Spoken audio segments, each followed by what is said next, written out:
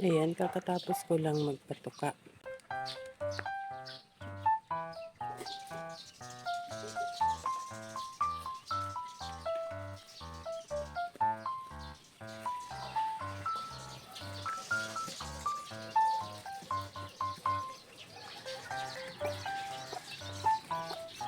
Pagkatapos nilang tumuka, ilalagay ko ulit sila sa mga stag. Ito naman yung kinuha ko doon sa range area. 9 ang ano niya, ng sisiw. Ayan. Ito yung mga anak ng gold. Makukulit na agad silang lahat. Nakakatuwa, maliliksi. Mga butsyog na rin, matatakaw tumuka.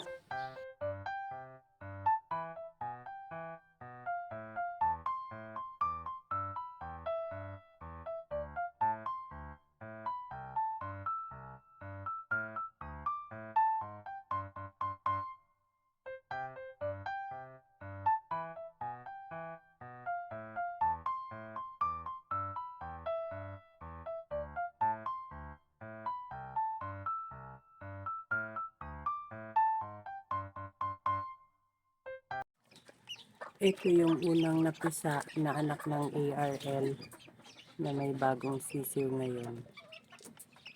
4, mukhang 2 ang lalaki. Ayan ang mga anak ng ARL.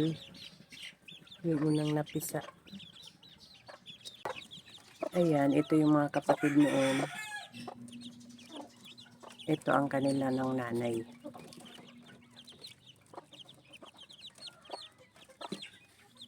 Marunong lumimlim pala. Yan, 3 days pa lang itong binababa.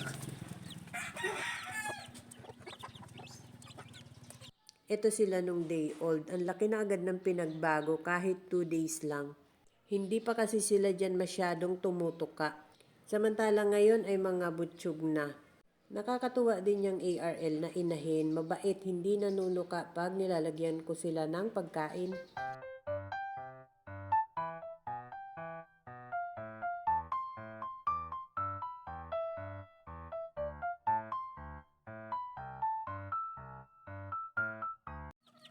At ito naman yung anak ng isang ARL. 4 lang din ang napisa. Pinalimliman ko sa white. Ang inahin nito, ang broodhen nitong mga sisiw na to ay nalimlim pala ngayon. 5-6 days nang nalimlim. Ayan. Kakababa ko lang, ito ang huli kong binaba.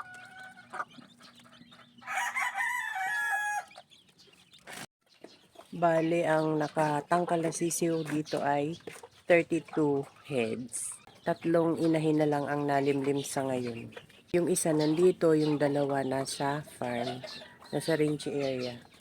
Ang mga alpas naman, ang mga nakababa na dito ay 20 heads naman ang nakababa na. Ang alpas ay 6. Yung iba nasa fly pen. Ito na lang ang nalimlim dito. Yung 2 nasa range area. Yung iba nangingitlog pa. Ayan. Ito naman yung 2 nalimlim sa farm, ang ARL at ang Boston, pero Lemon 84 ang itlog.